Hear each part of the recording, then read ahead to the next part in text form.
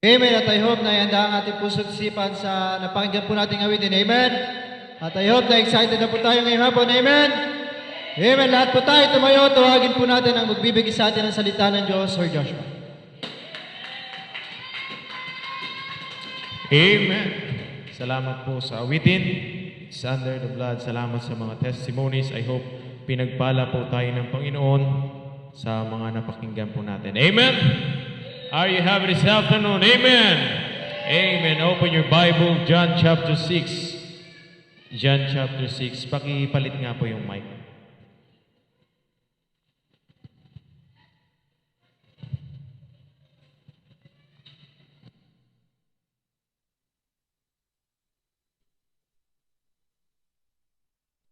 Amen. John chapter 6, verse number 67. Diyan na po kayo. Amen. John chapter 6, verse number 67. Simulan po natin sa verse number 66 hanggang 67. Sabi po ng Bible, John chapter 6, verse number 66, the Bible says, "From that time, many of his disciples went back and walked no more with him." Verse 67, "Then said Jesus unto the 12, Will ye also go away? Will ye also go away?" Tayo po'y manalangin. Dakilang Diyos na makapangyarihan sa lahat, maraming salamat po muli, Ama, sa buong maghapon. Pag-iingat niyo po sa amin. Maraming salamat po sa mga kaluluwang naligtas na imbitahan po para sa araw ng bukas. Pagpalain niyo po, Ama, ay dihiling po namin na sila po ay makasama namin sa panambahan, sa pagpuri at pagsamba sa iyong dakilang pangalan. Pagpalain niyo rin po, Ama, ang aming pong pag-aaralan sa gabing ito. Pagpalain niyo po ang inyong pong mga anak, mga staff ng simbahan na ito. Patuloy niyo po kaming bigyan ng bukas na puso at isipan na maging handang sa sidlan ng inyong pong mga salita. Palain niyo po ang bawat isa sa amin. Tulungan niyo po, give us an understanding heart, at tanggalin niyo po ang pride sa aming puso at isipan, at maging receptive po. Bigyan niyo po kami ng humble heart and mind na sumunod po sa inyong mga salita. Tawarin niyo po kami sa anumang pong bahid ng kasalanan. Karumihan nakita niyo po sa aming puso at isipan. Pakalinisin niyo nga po, Ama. Holy Spirit, O God, please continue to empower us and to guide us. Salamat po, Panginoong Hesukristo, sa pag-ibig niyo po sa amin. Salamat po sa inyong banal na dugo na danak sa cross ng Kalbaryo, naglinis po ng aming mga kasalanan. Ibinabalik po namin, Ama, lahat po ng kapurihan, kalawalhatian at pasasalamat sa tanging pangalan po ni Kristo Jesus na aming tagapagligtas. Amen. Amen. Maaari na po magsiupo.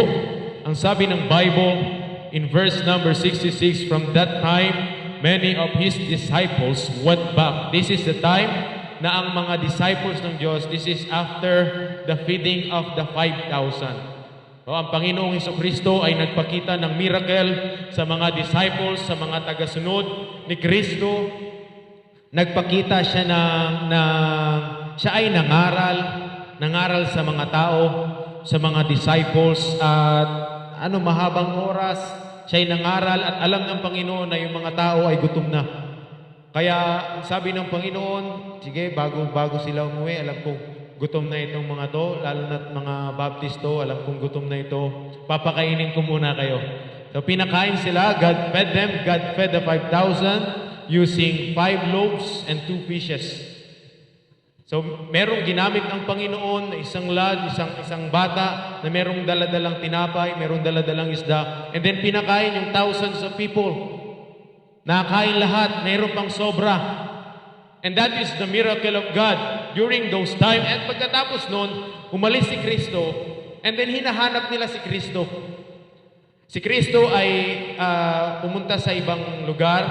Yung kanyang mga apostles sumakay sa bangka, umalis, and then yung mga disciples, hinahanap siya. Gusto nilang makita si Kristo. But this time, nang hinahanap nila si Kristo, hindi nila makita, and then nung natagpuan nila, nakapakinig sila muli ng aral sa Panginoon. And then sabi sa verse number 26, chapter 6, "Jesus answered them and said, Verily, verily, I say unto you, ye seek me, not because you saw the miracles, but because ye did eat of the loaves and were filled. Ang sabi ng Panginoon, nung natagpuan siya ng mga disciples na naghahanap sa Kanya, kaya niyo ako hinahanap, hindi dahil natunghayan niyo yung miracle, kundi dahil nabusog kayo at napakain kayo ng pagkain, ng temporal food. At pinaliwanag dito ng Panginoon, kagaya ng ng inyong forefathers, ng ating fathers sa wilderness, pinakain sila ng mana. But sila'y pinakain ng mana, nung sila'y kumain ng mana, sila rin ay namatay. Pero pinakilala ni Kristo dito in verse number 33, for the bread of God is He which cometh down from heaven and giveth life unto the world. Pinakilala ng Diyos ni Kristo ang kanyang sarili as the bread of life, the bread of God. Sabi ng verse 35, and Jesus said unto them, I am the bread of life. He that cometh to me shall never hunger, and he that believeth on me shall never thirst. Pinapakita dito ng Panginoong Jesucristo that the bread of life, the Lord Jesus Christ, is an everlasting. Meron pong eternal value. Yung mga forefathers, kumain ng mana, sila ay namatay. Pagkatapos ng ilang panahon, ilang taon. But ang sabi ng Panginoong Jesucristo, this is the invitation for that bread of life, the Lord Jesus Christ Himself, He that cometh to me shall never hunger. Yung disciples, yung tao, yung Kristiyanong lalapit sa akin, hindi na kailanman magugutom. At ang sabi ng Bible, and he that believeth on me shall never thirst. Alam niyo, ito yung madalas problema ng tao. Pag gutom, mainit yung ulo. Pag nauuhaw. Diba? Lahat po tayo, dumarating sa atin yung ganitong problema. Huwag mo akong kausapin ngayon, nagugutom na ako ha. Huwag kang paloko-loko ngayon. Naunawaan po natin. But ito ay temporal, physical. Pero kung maunawaan natin ngayon, sabi ng Bible, Jesus Christ is the bread of life. He that cometh unto Him shall never hunger. Ayaw na nating magutom, magpakailan-kailan pa man. Come to the Lord Jesus Christ. At ngayon, naunawaan nila, but ang nakakalungkot po dito, in verse number 61, verse number 60, many therefore of His disciples, when they had heard this, said, this is an hard saying. Who can hear it? Sabi nila, matindi to Kasi yung iba, pinaniniwalaan siya as the Messiah. And then yung iba, hindi siya pinaniniwalaan. Sabi na, nagdidiskusyon sila, ayan ay prophet, yan ay isa sa sugo ng Diyos. Hindi nila mapaniwalaan na si Kristo, He is the bread of life, He is from God, at siya po ay anak ng Diyos, at siya ay nanggaling sa Ama. Sabi nila, sabi ng Panginoon, from whence cometh me, thou knowest not. Kung saan ako nanggaling, hindi nyo alam.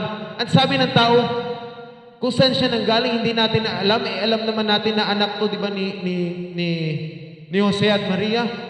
Anak to ni Joseph, Mary. Alam natin kung saan ito nanggaling. Bakit niya sasabihin na hindi natin alam kung saan siya nanggaling? Ba't ang tinutukoy ng Panginoon, He is from heaven? Amen? And sabi ng Bible, when Jesus knew in Himself that His disciples, verse 61, murmured at it, He said unto them, doth this offend you? Doth this offend you? Sabi ng Bible, yung salita ng Diyos ay naka-offend sa mga disciples na ito. Kaya nga yung some of these disciples, or many of them, sabi sa verse 66, from that time, nung narinig nila ang salita ni Kristo, ang pangangaral ni Kristo, many of His disciples went back. This is the disciples, mga kapatid.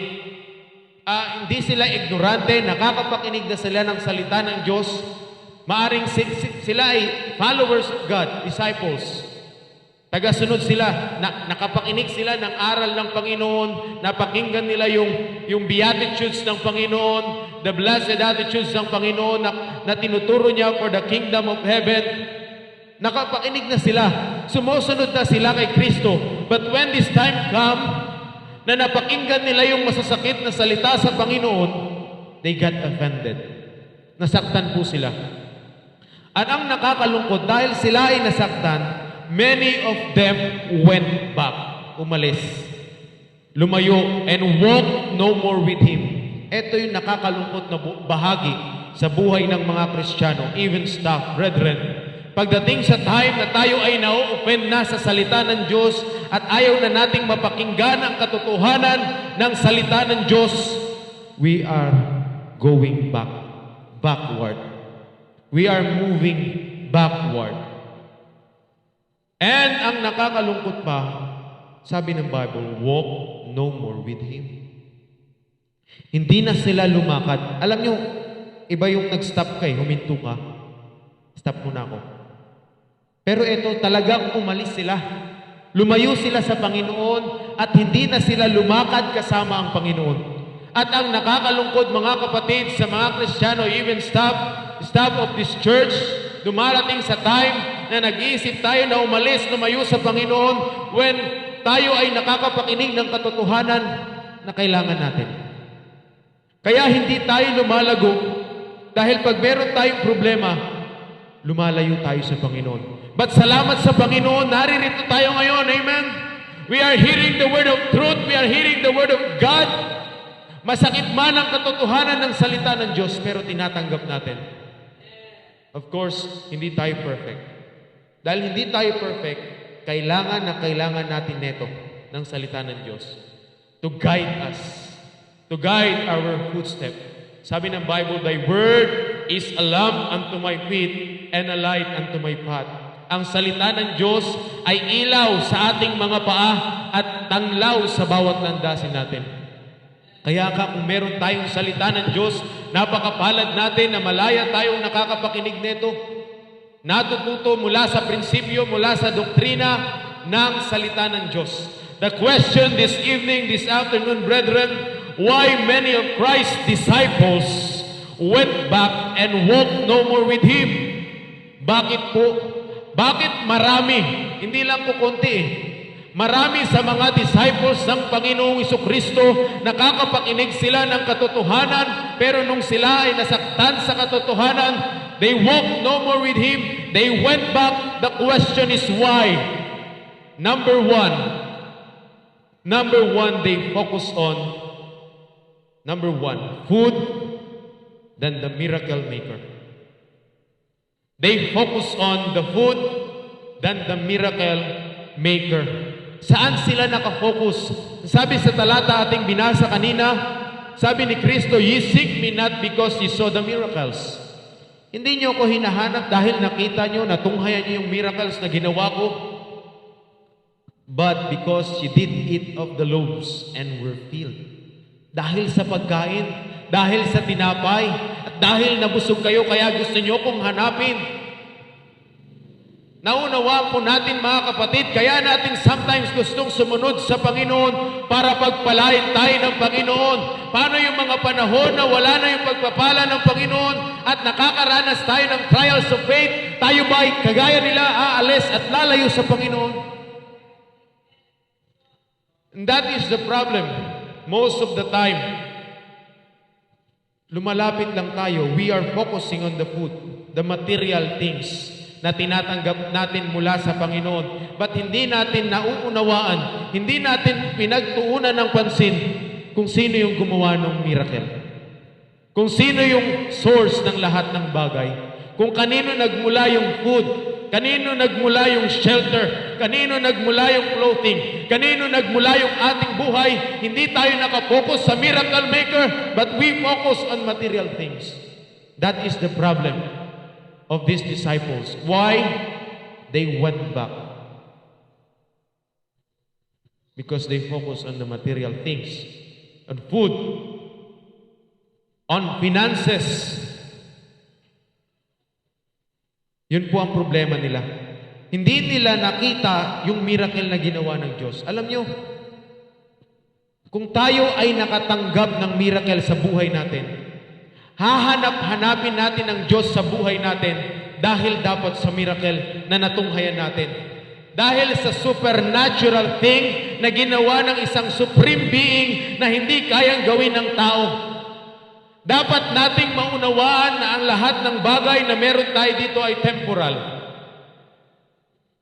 At tanging ang Diyos lamang ang may kakayanan na gumawa ng mga bagay na hindi natin kayang gawin. Hindi natin inaasahan. Salamat kanina, nag-uusap kami sa bahay nila, Tatay Raymond, nila Nanay Miriam, and they are testifying of the goodness of God, of the miracle of God, how God answered their prayer in the time na kinakailangan na nila. Sabi ni Nanay Miriam, hindi ako sanay, sir, na walang pera, na nakukulang kami sa pagkain. Kasi laki siya spoiled siya sa kanyang tatay. Binibigay lahat ng gusto niya. O hindi siya sanay sa ganun. Maging si Faith, sabi niya, si Faith din po hindi rin sanay. Siya yung lumaki sa father ko na binibigay ang lahat sa kanya. Kaya ngayon parang nahihirapan siya. Pero salamat sa Panginoon, unti-unti natututo na si Faith. Amen, Faith? Amen, Dinay? Then, tinetestify nila, nang nanalangin, walang-wala sila. Sabi nila, kahapon lang, walang-wala, but they prayed. Si Tatay Raymond ay nanalangin and God blessed them. God make a miracle out of no way. Out of nowhere, merong isang lumabas na miracle. Saan galing yun? Galing yun sa Diyos, mga kapatid. Kaya nga kung namumuhay tayo sa ating pananampalataya sa Panginoon, wala tayong aasahan sa ating sarili. Hindi tayo aasa sa temporal na bagay. Aasa po tayo sa Diyos. But sometimes nakakalimutan natin to at mas una tayong tumatawag sa iba kaysa sa Diyos. Lahat tayo ganun eh. May problema tayong ganito, nakakalimutan natin ng Diyos pag tayo na ay may problema. Pag tayo na ay nagkukulang, nakakalimutan natin ng Diyos. Pero pag sagana tayo, parang wala tayong pakialam. Blessing, maraming blessing, sagana. Tapos pag nagkaroon tayo ng problema at pagkukulang, inakalimutan natin ng Diyos. Umahanap tayo ng sarili nating pamamaraan. At ang sabi ng Bible, ulit-ulitin, sinasabi ng Bible sa atin, we need to trust in the Lord with all our heart and lean not unto our own understanding. In all thy ways acknowledge Him, and He shall direct thy paths. Lahat ipagkatiwala natin sa Panginoon. Let us focus on the miracle maker at wag po dun sa mga material things, wag po dun sa food, wag dun sa material na bagay na lahat yan ay may hangganan. Dahil pag nakafocus po tayo sa material na bagay, sa pagpapala ng Diyos sa buhay natin, pag dyan tayo nakafocus at hindi natin nakikita yung kamay ng Diyos, yung miracle ng Diyos na nangyayari sa buhay natin, kagaya tayo ng mga disciples na ito. Aalis din tayo. Kailan? Pag nasaktan na tayo sa katotohanan. Kasi nakafocus lang tayo sa material na bagay. Hindi tayo nakafocus sa miracle maker, sa Diyos, sa source ng lahat ng bagay, lahat ng meron tayo. And secondly, why these disciples went back? Because they focus on feelings than the oracles of God. Number one, they focus on food than the miracle maker. And secondly, they focus on feelings than the oracles of God. Alam niyo po ang sabi ng Bible? Many therefore of His disciples, when they had heard it, said, this is an hard saying. Nasaktan sila sa salita ng Diyos. Nasaktan sila sa sinasabi ng Panginoong Hesukristo. Who can hear it? When Jesus knew in Himself that His disciples murmured at it, He said unto them, doth this offend you? Doth this offend you? Tayo ba ay na-offend dahil nalaman natin at napakinggan natin ang katotohanan mula sa salita ng Diyos? Doon ba tayo na-offend? Imbis na dapat nung napakinggan natin ang katotohanan, nagpasakop tayo sa katotohanan at sumunod tayo sa Diyos. But ang nakakalungkot, pag tayo na ay nasasaktan dahil nakapokus na tayo sa ating feelings, hindi na tayo nakapokus sa salita ng Diyos, binabaliwala na natin lahat. Wala na tayong pakialam kung sinong madamay, kung sino nakatingin sa atin, kung sino yung tumitingin sa atin, tumitingala sa atin. Wala na tayong pakialam sapagkat nakapokus na tayo sa sarili nating pakiramdam.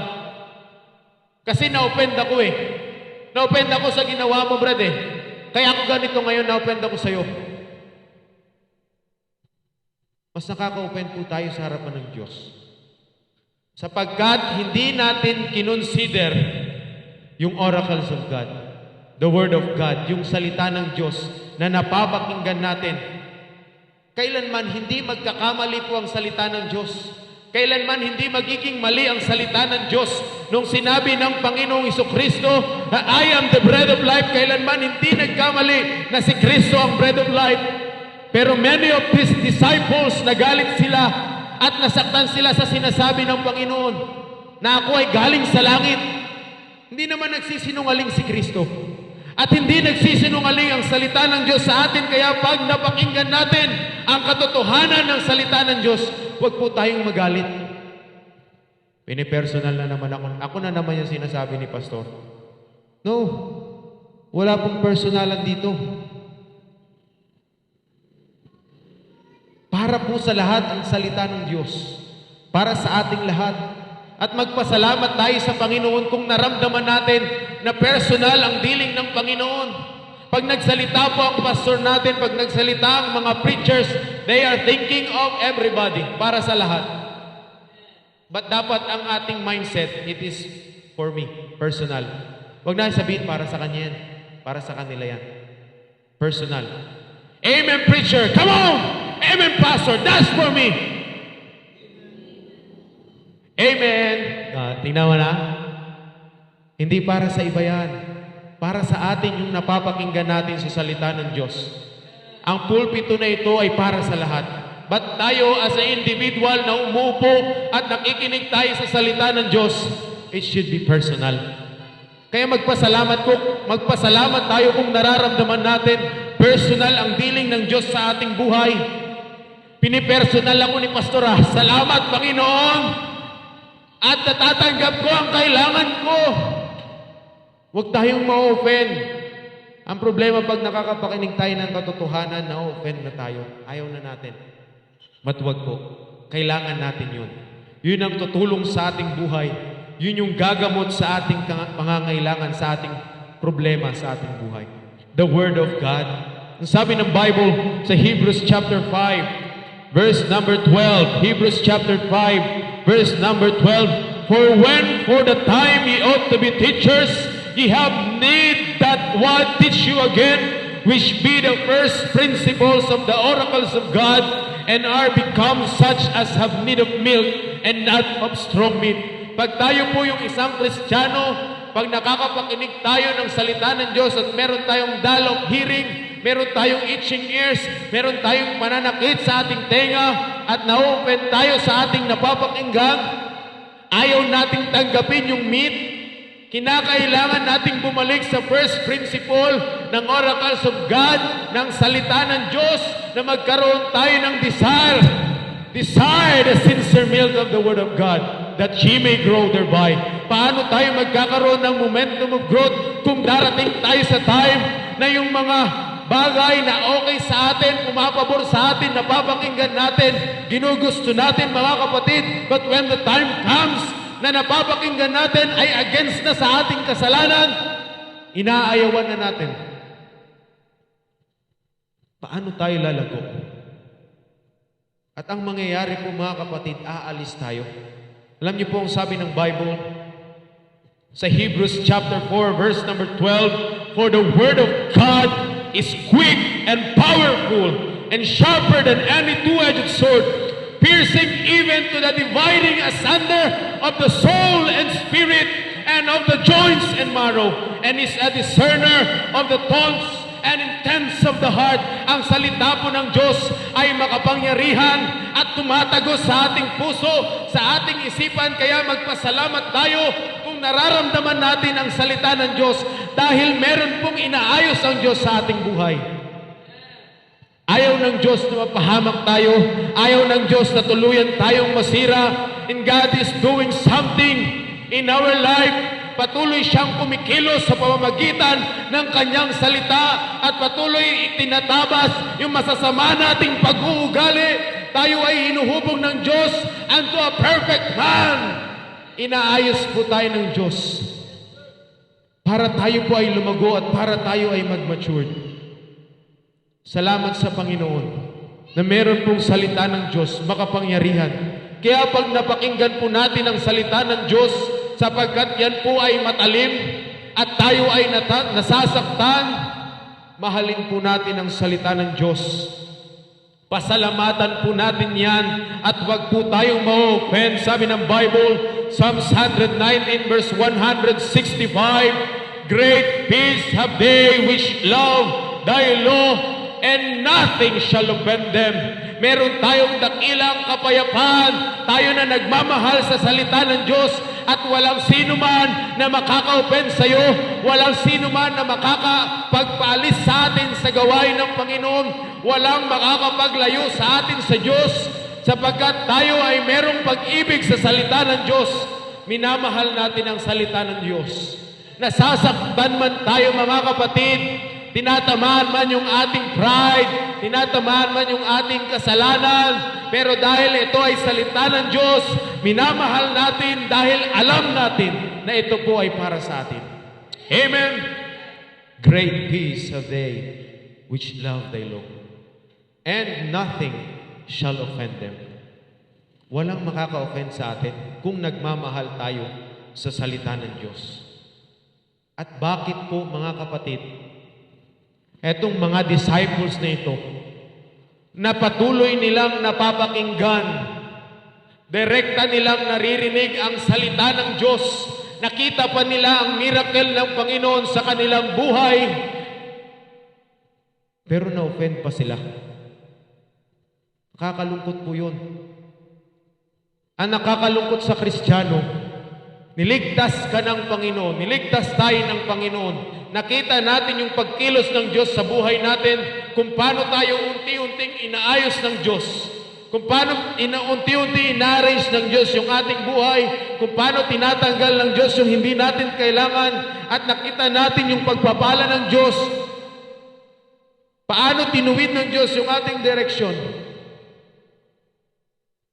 And then, all of a sudden, dahil nakafocus na tayo sa ating ramramin, sa ating damdamin, nasaktan tayo, inayawan natin ang Panginoong Hesukristo. Lumayo tayo. Kaya nga marami ng mga staff na wala ngayon. Hindi na natin nakakasama ngayon. You know the reason why? Because they got offended with the truth of the Word of God. And they focus on their feelings than the oracles of God. Nakafocus po sila sa feelings, sa emotion, sa offend. At hindi po sila nakafocus sa salita ng Diyos. At brethren, staff of this church, we need to focus on the Word of God, oracles of God, sa salita ng Diyos. Wala nang lugar yung offend sa atin. Of course, masakit, nasaktan tayo. Okay lang yan, Pastor. Nasaktan po ako, pero kailangan ko po yan. Alam ko pong kailangan ko po yan. Hindi na po ako lalayo sa Panginoong Hesukristo, bagkus lalo po akong lalapit sa Panginoon.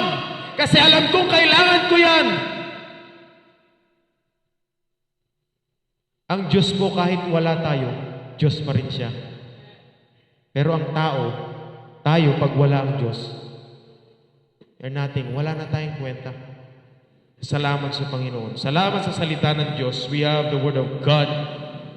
Kaya hindi tayo mapapaalis ng dyablo, hindi tayo mapapalayo ng dyablo sa Panginoon, kagaya ng mga disciples na ito. And lastly, anong rason bakit ang mga disciples na ito, they went back? Number one, they focus on food than the miracle maker. Number two, they focus on feelings than the oracles of God. And lastly, they focus on faithlessness than the articles of faith. Saan sila nag-focus?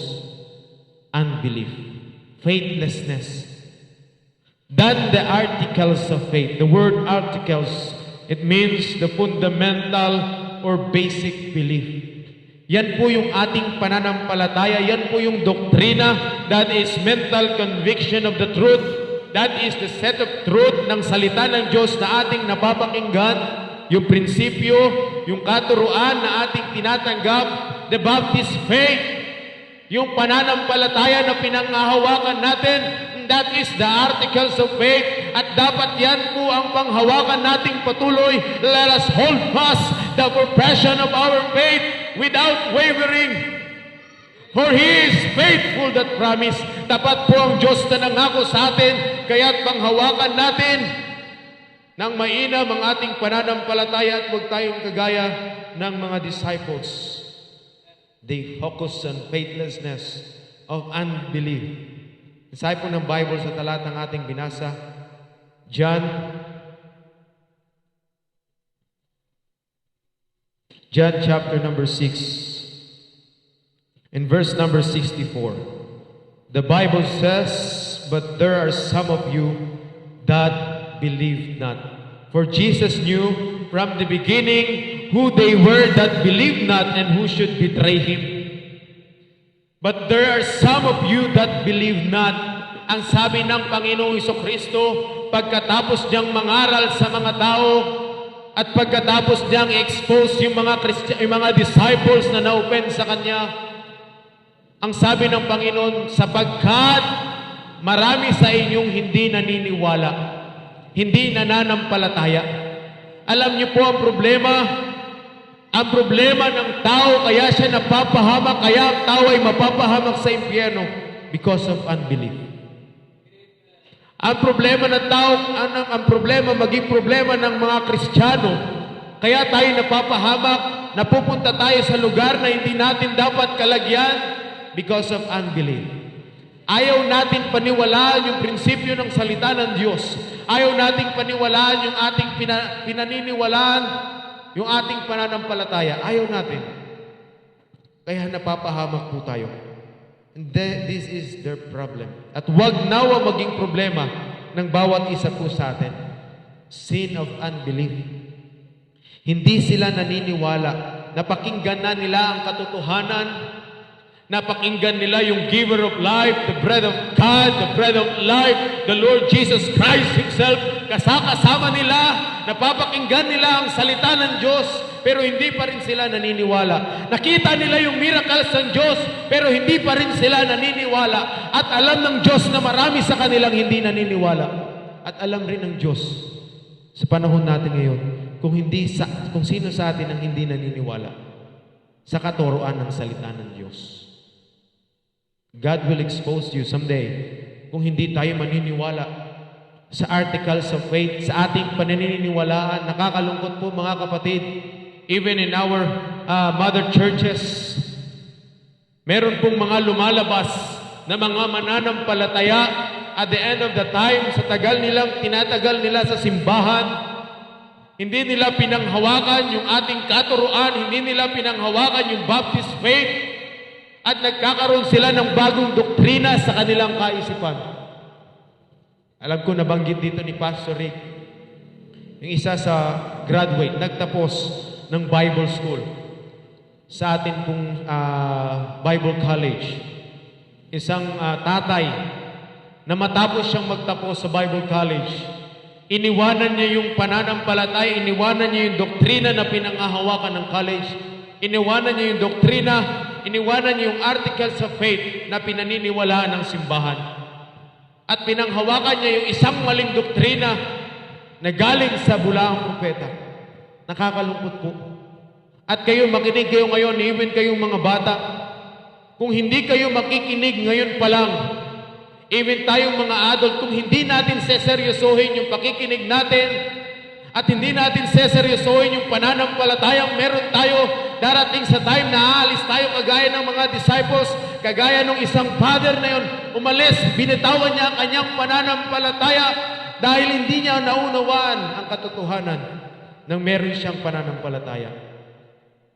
We need to focus on these things. The articles of faith. We believe that the Bible is the sole authority of our life, is the only basis of our faith and practice. We believe as Baptists to the autonomy of the local church. The church is self-governing, self-propagating. We believe in the priesthood of the believers. Hindi natin kinakailangan ng pare na lalapit, I will confess my sin. We have a direct access to our God through our Lord Jesus Christ. We believe in two ordinances, baptism and the Lord's Supper. We believe in the death, burial, of the resurrection of the Lord Jesus Christ. This is the articles of our faith, mga bata. Kung hindi nyo paniniwalaan, hindi nyo pangahawakan ito ngayon, darating yung time na makakapakinig tayo ng maling doktrina at bigla nating iiwanan ang katuruan ng salita ng Diyos. Bakit? Hindi tayo seryoso sa ating napapakinggan. Bagkos nakapokus pa tayo sa pa-open, nakapokus pa tayo sa unbelief, imbis na paniwalaan natin, imbis na panampalatayaan natin yung ating pinangahawakan. As Baptists, we believe individual soul liberty. Meron tayong kalayaan na piliin ang tama at sundin ang Panginoon sa ating buhay.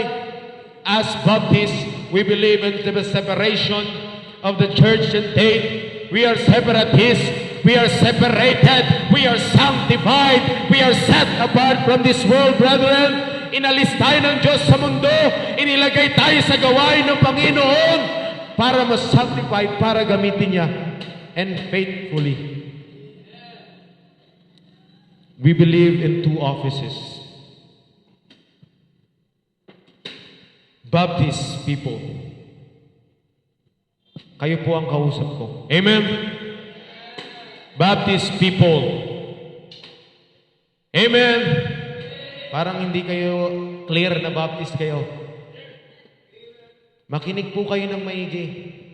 Panghawakan natin ang ating katuruan. Maging kayo mga juniors, huwag niyo sabihin, juniors pa naman ako. Darating sa time na merong false prophet na lalapit sa inyo at magbibigay sa inyo ng ibang katuruan at sasabihin nyo magkakaroon kayo ng pagdududa, magkakaroon kayo ng unbelief sa napakinggan nyong katotohanan. Bakit? Nung napapakinggan nyo, ngayon pa lang yung katotohanan, binabaliwala nyo sa inyong buhay. Imbis na magtuon tayo ng pansin, imbis na sinusulat natin, tinitake down notes natin yung mahalagang bagay, hindi natin ginagawa. Hindi natin pinapahalagan yung articles of faith, the fundamental faith, the basic belief na meron tayo, pinababayaan natin. Kaya pag tinanong tayo ng unbelievers at binigyan tayo ng katuruan, binigyan tayo ng baluktot na paliwanag sa salita ng Diyos, madali tayong maniwala. Ay, oo nga, no? Ganun nga pala talaga, no? Nga, no? Madali tayong madala ng dyablo. Bakit? Hindi natin pinanghahawakan yung salita ng Diyos na meron tayo. Yung articles of faith na napapakinggan natin. Kung eto lamang mga disciples na ito, nag-focus sila sa pananampalataya, sa salita ng Diyos na napapakinggan nila, kung nag-focus sila sa beatitudes na napakinggan nila, sa Panginoong Hesukristo, hindi na sila lalayo sa Panginoon. Hindi na sila ma-offend. But the problem is their faithlessness. Nawala po yung kanilang paniniwala, pananampalataya sa salita ng Diyos nung sila ay nasaktan. Bakit? Unang-una pa lang, they focus on material things. They focus on the food. Also, they focus on feelings, their emotions. They focus on unbelief, faithlessness. But as Baptist people, as Christians, bilang manggagawa ng Panginoon, tayo kamanggagawa ng Panginoon, tayo kamanggagawa ng ating mahal na pastor, we need to focus on the miracle maker. We need to focus on the oracles of God, the Word of God, and we need to focus and to hold fast the articles of faith, of our faith. Panghawakan po natin yung ating pananampalataya. Unawain nating maigi. Huwag tayo pupunta sa simbahan at sasabihin natin, I am a Baptist. Pero pag tinanong tayo, bakit ka Baptist? Kasi, doon ako nagsisimba eh. Nakikinig kayo? Naunawaan niyo po ba? Huwag natin sasabihin na, tatanungin tayo, why are you a Baptist? Bakit ka Baptist? Kasi, yung kaibigan ko Baptist din, inaya niya ako eh. Kaya Baptist na rin ako eh. Bakit ka Baptist? Ang tatanungin ko si Eram ngayon, Eram, bakit ka Baptist? Ha? Dahil ano? Nagpabaptize. Sumunod siya sa pananampalataya. Why are you a Baptist? Sumunod ka sa Baptist faith, sa Baptist authority. Maliwanag dapat yan sa ating kaisipan, mga kapatid. Yung pananampalatayang meron tayo para hindi darating sa time na makakapakinig tayo ng parang tama katuruan. Na salita rin ng Diyos ang ginagamit nila. King James Bible din ang ginagamit nila. Pero ililigaw ka na pala sa tamang pananampalataya. And be watchful, brethren. Juniors, adults, be sober, be vigilant. For Satan himself can transform into an angel of light. Kaya ni Satanas na mag-anyong Kristiyano, mag-anyong Baptist, pero kailanman, diablo pa rin siya. Kaya maging maingat po tayo, mga kapatid. At huwag niyo sasabihin, lalo na kayo juniors, bata pa naman po ako eh. Bata pa ako, sir. Hindi ko pa kailangan yan. No, dapat habang bata kayo, alam niyo na at kaya niyo nang i-defend, kaya niyo nang ipaglaban yung inyong pananampalataya. Amen? Ang tanong, Baptist ba si Kristo?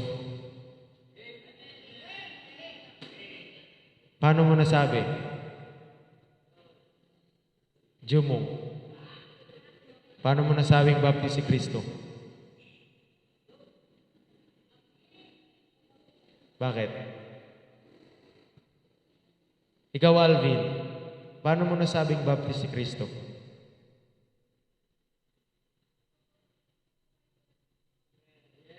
Amen. At least maliwanag, habang bata kayo, sumunod siya sa authority ng Baptist. Amen? Kaya nung nagtatag siya ng simbahan, which is our church ngayon, nung nag-establish siya, nung in-strengthen niya yung simbahan, yung tao, the people of God, the Baptist people, ang tawag sa kanila ay Baptist Church. Kasi ang simbahan ay tumutukoy sa people. At yung people na yon ay meron, bawat isa yon ay dala-dala nila yung Baptist authority. Sapagkat nabautismohan sila ni John the Baptist. And God strengthened them. And God set apostle, preachers, teachers sa simbahan, inorganize ng Panginoong Jesucristo. Who is the first pastor of the Baptist Church? Si John the Baptist? Amen? No po. John the Baptist is the forerunner. Who is the founder? Jesus Christ. Tandaan niyo po yan. Panghawakan natin yan. Kaya mag-aral tayo, mag-desire tayo na unawain natin yung ating pananampalataya, yung articles of faith na meron tayo, yung belief, yung meron tayo. Panghawakan natin at wag na tayong magduda. Wag na nating pagdudahan ang salita ng Diyos. Upang hindi tayo magaya sa kanila na umaalis, lumalayo sa Panginoong Jesucristo. Remember this, brethren. Why go away if Jesus is the way? Why go away if Jesus is the way? Bakit ka palalayo kung si Kristo ang daan? Amen? Bakit pa tayo lalayo sa Panginoong Jesucristo kung si Kristo ang daan? Sabi ng Bible, I am the way, the truth, and the life. No man cometh unto the Father but by me. That's why we are leading the lost souls to Christ. The Lord Jesus Christ must have the preeminence sa simbahan. The Lord Jesus Christ must increase and we must decrease. Kinakailangan makita si Kristo sa ating buhay. Kinakailangan maitaas si Kristo sa ating simbahan. Why go away if Jesus is the way? Bakit lalayo ka pa? Ngayon nandito ka na sa tamang daan. Kilala mo na si Kristo sa iyong buhay. Bakit lalayo ka pa? Peter said, sabi ng Bible, John chapter 6, verse number 67 and 68. Tanong ng Panginoon sa kanila, will you also go away? Alis ka rin ba? Lalayo ka rin ba sa akin? Lalayo rin ba tayo sa Panginoon? Kagaya ng maraming disciples na ito? Will you also go away? Kagaya ng mga staff na umalis sa simbahan, lumayo sa Panginoon? Will you also go away? alam niyo maganda yung sagot po ni Pedro. Sabi niya, "Then Simon Peter answered him, Lord, to whom shall we go?" Kanino pa kami pupunta? Panginoon, Thou hast the words of eternal life. Pinanghawakan ni Pedro yung pananampalataya, yung salita ng Diyos na napakinggan niya. Sabi ng Panginoon, I am the breath of life. Merong everlasting life kay Kristo. At sabi ni Pedro, kanino pa kami pupunta? Nasa iyo na po, Panginoon, ang everlasting life. Bakit pa tayo aalis? Bakit pa tayo lalayo? At bakit pa tayo magpapalaot-laot sa ating buhay Kristiyano? Bakit pa tayo magbabackslide? Kung alam naman natin na si Kristo ang daan. Kung alam naman natin na si Kristo, na kay Kristo ang buhay na walang hanggan. Amen? Why go away if Jesus is the way? The question is, will ye also go away? Lalayo rin ba tayo? Kagaya ng mga disciples na ito, that they focus on the food, than the miracle maker. They focus on their feelings than the oracles of God. They focus on faithlessness than the articles of faith. Gagayahin ba natin sila? Lalayo din ba tayo? Aalis din ba tayo sa Panginoon? Hindi na ba tayo lalakad kasama ni Kristo? Or magpapatuloy tayo? Habang nasasaktan tayo sa salita ng Diyos, habang tinatanggal ng Diyos, tinatabas ng Diyos yung ating masasamang ugali, yung ating kasalanan, yung ating hindi maiwan na bisyo, yung ating hindi maiwan na bad attitude sa ating buhay, habang tinatanggal ng Diyos, nagpapatuloy tayo, bagaman masakit. Pero ang mahalaga, nagpapatuloy tayo. Dahil maliwanag sa ating kaisipan that Jesus is the way. That Christ, ang Panginoon Kristo, He has the words of eternal life. Kagaya ng sabi po ni Pedro. I hope we learned something this evening. I'm asking you for the last time, will you also go away?